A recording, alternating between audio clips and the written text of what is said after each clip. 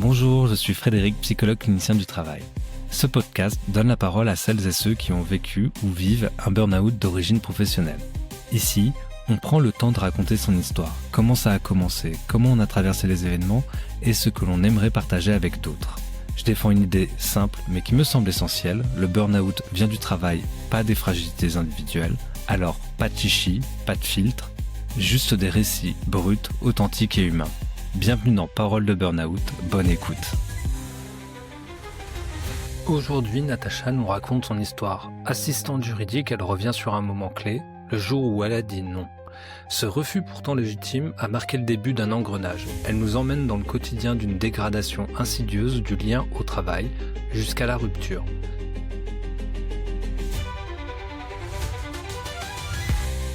Bonjour Natacha. Bonjour.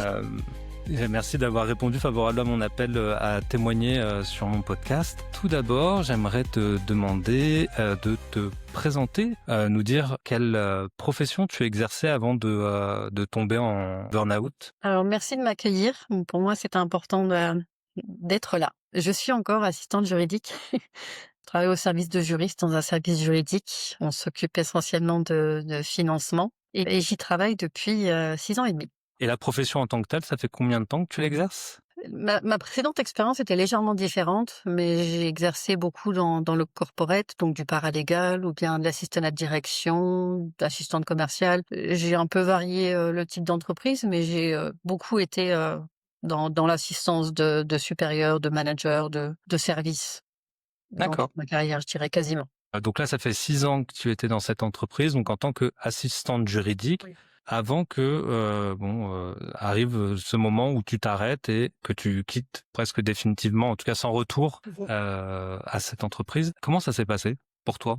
Comment j'ai senti que j'allais moins bien? Alors, il y a eu un événement déclencheur. Il y en a eu 2, en fait. Le premier événement déclencheur, ça a surtout été au niveau de la charge de travail et de la date à laquelle on m'a demandé des choses qui, pour moi, étaient impossibles. Je m'en souviens comme si c'était hier. Donc, on était un 23 décembre, contrat de dernière minute qui était pas totalement finalisé. Donc, tout le monde un peu sous pression. J'étais pas censée venir au bureau et j'étais pas en mesure de venir au bureau parce que j'avais des obligations aussi, donc à domicile, que ce soit la préparation des fêtes, que ce soit une livraison qui devait arriver comme par hasard le jour-là. Donc, je devais ne cesse que répondre à la porte. Donc, j'avais dit, je serai en télétravail, mais je suis disponible sans aucune pause du matin jusqu'au soir, jusqu'à ce que ce soit terminé. Et donc ça, je l'ai su qu'après, que ça n'a absolument pas plu que je refuse de venir au bureau. Mais ceci dit, le contrat a été bouclé le jour-là, donc il n'y a pas eu de dommage en soi, si ce n'est un retard. On a peut-être terminé à 4h30 ou quelque chose comme ça, au lieu de finir peut-être plus rapidement si j'avais été au bureau, et encore, j'en suis pas convaincue. Le retour en janvier, j'ai eu droit au sermon en disant que j'avais un peu désobéi, que on m'avait demandé quelque chose et que j'avais refusé. Et est-ce que tu avais refusé ? On est d'accord, c'est de dire, ce jour-là, je ne suis pas disponible pour rester plus tard, ou en tous les cas, pour revenir même. C'était ça, hein, C'était revenir au bureau que je ne pouvais pas. Ouais. Et je leur avais dit, c'est pas possible. J'ai 3 casquettes aujourd'hui. Je gère mon travail en même temps que voilà, si jamais ça sonne à la porte, au moins je suis là. Et puis j'avais pas prévu de sortir de la maison. Je préparais. Bon, ça, c'était personnel, mais je préparais le Noël avec mes enfants le soir même parce que je devais aussi jongler par rapport à ça. On a une famille recomposée. Enfin, mes enfants sont pas toujours disponibles comme je le voudrais, donc ils fêtent Noël un peu partout. Donc cette année-là, mon Noël c'était le 23. Sinon je les voyais pas. Et comme ils étaient pas tout prêts, c'est un impératif aussi. Donc moi je jonglais vraiment sur tous les terrains. Et donc c'est là à ton retour, donc ils t'ont En janvier, sermonné j'ai été convoquée. en te disant qu'en gros tu avais désobéi. Donc mon juriste s'était plaint le jour-là, qui était pas content et pour moi c'était clos. Je veux dire, le débat était clos dans la mesure où contrat signé, travail terminé, on finit bien l'année, il y a pas de souci en fait. On a réussi à gérer, donc pour moi il y a pas de problème, c'est humain, c'est comme ça. On doit accepter les impératifs des uns des autres et je pensais qu'on en resterait là, mais quand j'ai su en janvier que c'était pas le cas et que du coup mon évaluation annuelle s'en est fait ressentir, là j'ai ressenti une terrible injustice. Parce que du coup, dans ton évaluation annuelle, il s'est passé quoi ? Toute l'année parfaite, il a suffi d'un seul élément pour que l'évaluation soit mauvaise. Et ça veut dire quoi, une évaluation mauvaise ? Ils avaient mis quoi ? Ça veut dire qu'on ne satisfait pas à tous les objectifs, donc c'est plutôt en négatif. Donc je me souviens plus exactement des termes parce que c'est des évaluations qui sont en anglais, mais soit on performe, soit on surperforme, soit on performe pas. Donc moi j'étais non performance cette année-là parce que voilà, il y avait eu une plainte. Et tes autres évaluations étaient plutôt bonnes. Et globalement, si on regarde un peu avant cet événement-là, quelles étaient tes relations au travail ou... Alors, relations sociales, elles ont toujours été un peu distantes, parce que je suis pas quelqu'un qui va beaucoup déjeuner avec les collègues ou qui se mélange énormément ou qui participe beaucoup aux événements en dehors du travail. Ça a jamais trop été ma tasse de thé, Ouais. mais bon, de là à ce qu'on m'en tienne rigueur, voilà, je pensais vraiment pas que ça jouerait dans la balance. C'est quelque chose que j'avais pas compris, parce que pour moi, le travail, c'était la pièce la plus importante, et tant que le travail était fait, on pouvait pas dire quoi que ce soit, et je travaillais, je dirais, plus que les autres. En termes d'horaire, en termes de, voilà, en termes de temps. Après, peut-être que j'étais moins bien organisée dans certains moments, que je passais trop de temps sur des détails, etc. Ça, je l'ai conçu, je l'ai entendu, je l'ai écouté. Et j'aurais quand même apprécié qu'on m'accepte tel que j'étais, avec des faiblesses et des forces. Et ça n'a pas été le cas. Parce qu'on te reprochait tout le temps que tu passais ou toi, l'investissement que tu donnais dans ton travail pour, je suppose, bien le faire, on te reprochait ou alors on te disait, bah oui, mais c'est parce que vous n'êtes pas assez bien organisé. Toi, c'est toi qui te le dis maintenant ou ça, on te l'a dit au travail? On m'a dit que je passais trop de temps sur, par exemple, sur des tableaux de synthèse, sur des choses que je gérais, que je créais moi-même pour pouvoir avoir un suivi idéal, parce que j'avais Ouais. besoin de tout noter. C'était comme ça. Et donc, j'avais besoin de noter aussi quand une tâche était terminée, ou j'avais mon tableau Excel. Et ça, on me l'a reproché, en termes d'organisation, en me disant, mais si vous passez trop de temps là-dessus, c'est normal que vous n'ayez pas de temps sur le reste, ou des choses comme ça. Donc, on m'a demandé d'arrêter de faire ça. Je me suis dit que ça interférait vraiment avec mon libre arbitre, en fait, que je pouvais même pas gérer mon propre travail de manière indépendante. Et là, je me suis sentie ouais, vraiment comme une écolière à qui on apprend la vie. Donc c'était, Parce que ça paraissait déplacé. tu disais alors, juste pour qu'on soit, enfin, pour Oui, avoir un peu de précision, ton bien sûr. travail à toi, ton quotidien, c'est gérer des contrats pour les finaliser et vérifier les clauses juridiques qui sont dedans. Enfin, juste pour Oui, comprendre un il y peu. avait une revue de vraiment de chaque mot, chaque virgule, de tout. Et il y avait, bon, des contacts avec les autres services, parce qu'il y a plusieurs services qui travaillent dans cette institution. Donc, on est vraiment en lien avec la partie commerciale, la partie juridique, les autres services en fait qui s'occupent également avec nous de toutes sortes de clauses. Enfin, c'est vraiment un lien, et parfois des liens avec les clients aussi, avec l'extérieur, avec des administrations, des notaires, etc. Donc, il y avait quand même pas mal de choses à faire. Je dis qu'on s'ennuyait pas trop, Ouais. surtout en fin d'année. Je suis sûre que la fin d'année était quand même difficile. En fin d'année particulièrement, il y avait... Parce qu'il y a une deadline de clôture. On veut qu'il y ait un chiffre à atteindre, et qu'il faut l'atteindre avant le 3 à 4 janvier maximum, en sachant que tous les contrats doivent être signés avant une certaine date. Parce qu'après Noël, entre Noël et Nouvel An, il se passait pas grand-chose, si ce n'est le formalisme interne. Donc il y avait des procédures aussi pour que tout soit bien rentré dans le système, que les chiffres soient bons, et que les services d'audit qui passent après nous, compliance, et toutes les données en fait, qui puissent travailler, que le chiffre soit clos au 2-3 janvier. Donc D'accord. nous, on devait finir maximum, rarement qu'il y ait des contrats qui se signent le 27-28, mais généralement le 24, c'était terminé. Ça faisait 6 ans que tu faisais ce travail. Globalement, tu étais plutôt bien évalué, donc ça se passait bien, relativement. En termes de travail, oui, j'ai pas eu vraiment de plainte jusque-là. D'ailleurs, le juriste avec lequel la relation s'est vraiment ternie à ce moment-là, disait de moi que j'étais la meilleure assistante qu'il ait jamais eue, et puis bah du jour au lendemain, ça a changé. Et c'est Ah, là que je me rends compte qu'en fait, c'était pas, qu'il y a une certaine forme de harcèlement pour moi dans tout ça, parce qu'on peut pas changer d'avis du jour au lendemain, c'est pas possible. comment tu le traduis maintenant? Là, parce que c'était déjà il y a combien de temps? C'était Alors ça s'est passé il y a 2 ans. il y a 2 ans. Donc en 2 ans, donc là, tu as ce premier événement, tu as ensuite Mhm. l'évaluation professionnelle qui se dégrade. Comment ça se manifeste par ailleurs? Alors, pour toi, cet effet d'effondrement, et qu'est-ce qui change dans ton environnement de travail? Bah, je disais tout à l'heure qu'il y avait 2 choses. Donc il y a eu cette partie-là qui a fait que, la relation, enfin moi, ma confiance au travail, elle a commencé forcément à être vraiment,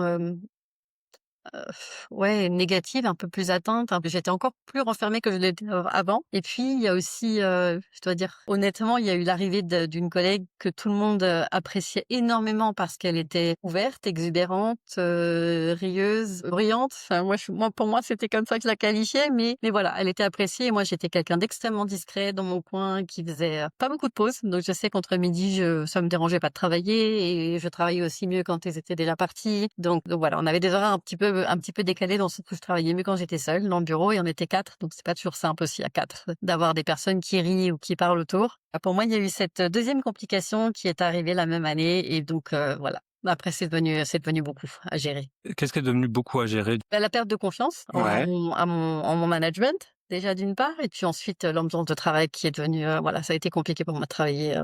J'avais besoin de concentration, d'attention, de silence, de calme, et ça a plus été possible. tu le ressentais vraiment de manière très vive, au point où tu avais par exemple envie de quitter la pièce, de t'isoler, de t'énerver auprès de tes collègues? C'est arrivé que je quitte la pièce. Par contre, m'énerver, non. J'étais pas quelqu'un de coléreux, mais parfois impulsif. Donc c'est vrai que c'est arrivé que je parte en trombe ou que j'ai besoin de sortir ou que à partir du moment où j'ai été en dépression, parce qu'avant pas du tout. Mais à partir du moment où la dépression était là, je gérais plus beaucoup les émotions, c'est devenu difficile. Et qu'est-ce qui se manifeste par la dépression? Enfin, à quel moment tu sens la bascule du coup? De Je l'avant-après? pleurais, déjà je pleurais très souvent ou j'avais très souvent envie de pleurer, donc je sortais régulièrement parce que je retenais plus une certaine tristesse. Donc elle était là très très souvent. Et les pleurs, ils venaient de manière, incongrue ou c'était souvent lié à des événements, qui les déclenchaient? Alors, ce qui s'est passé aussi par rapport à cette collègue, c'est que moi, j'en ai parlé. Quand on m'a demandé à mon évaluation comment je me sentais, je l'ai dit en fait. Et c'était la même année. J'ai dit, là, je me sens moins bien. Donc, ça a changé. J'ai plus de mal. C'est différent. J'ai besoin, voilà, j'avais un besoin qui n'était plus rempli. Et donc, j'en ai parlé. Et j'ai su 6 mois plus tard que cette personne a eu également une évaluation négative à cause de moi. Sauf Ah qu'elle bon? a su que c'était à cause de moi. Donc évidemment, le climat au travail est devenu, pour moi, est devenu très compliqué parce que cette personne m'a fait la tête. Elle me parlait plus. Donc quand les personnes étaient là, elles faisaient comme si j'étais une collègue parmi tant d'autres. Mais dès qu'on était en tête à tête, j'étais ignorée, ostracisée, et donc je l'ai senti. Forcément, j'ai senti le mal-être, sauf que je ne savais pas pourquoi. Moi, j'ai jamais su qu'elle savait. Mais alors en quoi ce que tu as pu dire a pu générer une évaluation négative? Parce que ce que tu as dit, toi, c'est que ça t'allait pas parce que tu l'as trouvée trop exubérante et que c'était difficile dans le relationnel. Mais qu'est-ce Exact. Mais le manager lui a reproché. On lui a dit, voilà, il y a des gens que ça dérange, qu'il y avait trop de couleurs, trop de bazar dans le bureau, et donc on lui a dit de se calmer. Et voilà. Et donc ça pouvait être que moi. Je suppose qu'elle en a parlé avec d'autres et elle a fait le lien tout de suite. Mais moi, je l'ai pas su. J'ai juste su que son attitude avait changé, mais je savais pas pourquoi. t'as ton manager, qui Ouais. était ton juriste, qui précédemment, donc pour lui, tu étais la meilleure élément, puis d'un coup tu sens ou tu as l'impression en tous les cas. Alors le juriste, j'ai même changé d'équipe, parce que suite à ce qui s'était passé, moi un mois après, j'ai demandé à ne plus travailler avec lui. Je me suis dit, je ne veux pas que ça se reproduise à nouveau en fin d'année suivante, et je me suis dit non, cette fois-ci la confiance elle est plus là, ça sert à rien. Ouais. Donc on repart sur de nouvelles bases avec quelqu'un d'autre. Et là encore une fois, la décision de la direction, ça a été au lieu de juste intervertir 2 juristes, donc entre les assistantes, en fait on m'a enlevé tout le monde avec d'autres personnes, et ça a été pareil pour les collègues. Donc il y a eu un remaniement total qui a également créé une mauvaise ambiance, forcément. J'en ai payé le prix. J'ai payé les pots cassés parce que tout partait de moi. Du coup, tout le monde te pointe du doigt comme étant responsable de la situation. Toi, tu le vis pas forcément bien par ailleurs parce qu'en plus, tu as plein de changements à gérer, quoi. Et puis j'avais aucune mauvaise intention. Je veux dire, j'ai jamais pensé qu'il y aurait des conséquences ou qu'on en tiendrait rigueur à l'autre personne. J'ai juste manifesté quelque chose en disant, oui, je me sens moins bien. Forcément, j'étais moins à l'aise. C'est pas un environnement dans lequel je me sens forcément très bien. Mais encore une fois, à ce moment-là, je ne savais pas pourquoi. Il s'est passé d'autres choses après qui ont un peu éclairé mon chemin. Tu veux en parler des autres choses ou Oui, je pense que j'en ai pas encore parlé publiquement, enfin si ce n'est un petit peu au travail, on a su après, mais oui, tout ce cheminement, tout ce burn-out m'ont amené à faire des tests qui ont révélé une neuroatypie, donc que je ne connaissais pas. OK, et donc du coup, ça t'a donné du sens en tous les cas sur Ouais, la façon que toi tu pouvais agir ouais, et tu t'es dit: «Bon, je comprends mieux comment je suis». ouais. Sur ma perception, sur ouais, pourquoi je me sentais aussi différente, pourquoi je m'intégrais toujours plus difficilement, pourquoi socialement tout était compliqué. Ouais, ça a expliqué pas mal de choses. Alors là, ça, c'est le cheminement, après le moment où Ouais. tu t'es arrêté et du coup, où tu as Alors, je me appris suis un. pas arrêtée tout de suite, étonnamment, justement. Donc, pendant 3 mois, je me suis vraiment renfermée sur moi. Il s'est passé 2 mois. Ouais, j'ai été reconvoquée, en rentrant de congé. Donc, pareil, je me suis dit, ça y est, moi, j'ai vu un rendez-vous dans mon agenda le premier jour du retour de vacances. Je me dis, c'est forcément mauvais. Il se passe quelque chose. Ah. Bon, je l'ai aussi mal pris parce que j'ai trouvé ça très maladroit comme manœuvre. Enfin, je veux dire, ça fait peur. Et j'étais déjà tendue, j'étais déjà vraiment pas très très bien dans ma peau, donc ça a été compliqué. Mais là, j'ai su que les collègues commençaient à s'inquiéter parce que je m'étais renfermée vraiment. Parfois, il paraît que je disais plus bonjour, je parlais plus du tout, et je me rendais pas compte. Parce que c'est là que j'ai su que j'allais mal. J'ai mis du temps à me rendre compte, vraiment. J'ai commencé à chercher de l'aide. Que là, je sentais vraiment que ça descendait, que le moral descendait en flèche. Ça, alors tu montrais en fait, toi, l'expression en tous les cas, c'est la rupture avec les autres en fait. Donc du coup, tu te renfermes sur toi-même. À ces moments où tu pleures, et ça, c'est déjà là, enfin tout ça. Et tu commences à sentir que ça va pas bien. Et là, tu prends rendez-vous avec qui du coup? Là, je cherche de l'aide en interne déjà. Donc, on a apparemment une division qui s'occupe du bien-être au travail. Donc, je me dis je vais contacter quelqu'un en expliquant que ma déprime passagère, enfin, que je prenais pas encore pour une dépression parce que j'en savais rien, avait forcément un impact sur le travail, puisqu'elle avait un impact sur mon attitude, sur mon sourire, enfin, j'ai perdu le sourire du jour au lendemain pendant ce début d'année et ça me ressemblait pas. Donc j'ai cherché de l'aide au travail en me disant j'ai besoin d'être écoutée, j'ai besoin peut-être d'être allégée, j'ai à nouveau peur en fin d'année parce que je savais que les deadlines étaient quand même toujours présentes et toujours pareilles et je sais que j'ai manifesté aussi le fait que c'était difficile pour moi de toujours être bloquée dans la région à Noël parce que ma famille n'est pas ici, donc de pas pouvoir prendre quelques jours de congé. Enfin, il y a eu plein de choses qui se sont accumulées. Et donc j'avais ce stress qui me faisait dire est-ce que je vais pouvoir tenir encore comme ça plusieurs années? Enfin, ça devenait vraiment compliqué de me positionner. Même alors après le changement donc d'équipe, tout ça, donc on te donne t'as un nouveau juriste avec qui tu travailles, t'essayes de reconstruire, mais finalement là s'ajoute une autre personne à une personnalité très différente de la tienne. Du coup, c'est assez difficile à gérer. Et les relations avec ce nouveau... En fait, il y en a plusieurs. On travaillait toujours par équipe, donc je sais on gérait, comme on avait beaucoup de travail, je crois qu'on gérait à l'époque 4 juristes chacun. Enfin, c'était énorme. Hein. Donc, c'était pas tellement le problème de s'adapter à quelqu'un de nouveau, parce que l'équipe était en place. Donc, les autres juristes, on les connaît, même si on travaille pas nécessairement avec eux. Yeah. Mais c'est le fait d'être mis devant le fait accompli, en fait. On vous traite vraiment comme comme une personne qui n'a vraiment pas son mot à dire. Et je trouve ça responsabilisant, c'est infantilisant. Et tout ça, ça m'a pesé. Et c'était pas déjà le cas avant, du coup? Précédemment, t'avais pas ce sentiment de... Bien, en analysant, en fait, ce sentiment, je l'ai eu quasiment dès le premier jour où je suis arrivée dans cet endroit. Sauf qu'à l'époque, comme je disais, mon travail, c'était mes 2 béquilles.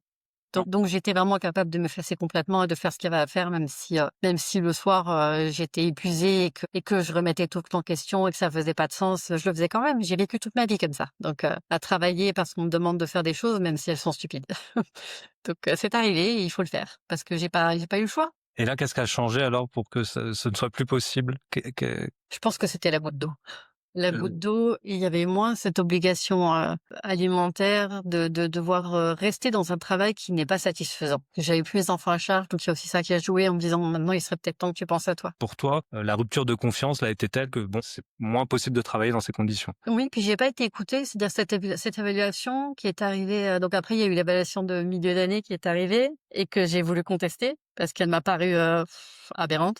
Et donc, je me suis renseignée sur toutes les procédures et là, je me suis rendu compte que la transparence était tout sauf présente. Donc, je me suis heurtée à des murs. Partout où je me tournais, il y avait des murs. Donc, je pense que je suis apparue comme une employée qui se rebelle, en fait, qui n'est plus docile. Et moi, je cherchais juste à me défendre, je cherchais juste à être entendue et à ce que justice soit faite. Et on m'a pas écouté du tout.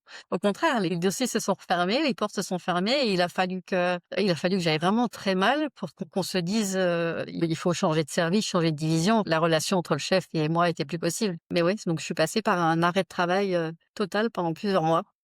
Alors, du coup, pour refaire un peu l'historique, donc du coup, tu as cet événement en janvier, enfin en décembre. En janvier, tu as convoqué, on te sermonne. L'évaluation, voilà, de fin d'année qui s'est pas très bien passée. C'est toujours avec lui, du coup. Ça, c'est cette évaluation, c'est fait par... mon chef. Mon chef n'est pas mon juriste, en sachant qu'on a un chef de service et qu'on a aussi toute une équipe de juristes qui travaillent pour ce chef aussi. Et après, suite à cette évaluation, c'est là où tu demandes à changer carrément de division, tout ça, c'est ça? Non, la division, j'y suis restée, mais j'ai changé de juriste. Parce que dans cette division, il y a une bonne douzaine de juristes. Donc, on était 4 assistantes, même plus, une bonne quinzaine, voire vingtaine. Donc, on se répartissait, on fait le travail de toute la division. Ok.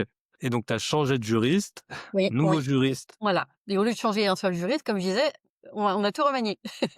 Donc, j'ai absolument plus gardé un seul de mes anciens juristes, donc aucun dossier en cours. Donc, ça veut dire tout recommencer à zéro et reprendre le dossier des collègues qui était en cours. Donc, pour elle, pareil. Je pense pas que c'est un côté très agréable de s'y faire. On doit s'adapter parce qu'on prend pas de décision, mais bon, ça m'a paru quand même exagéré.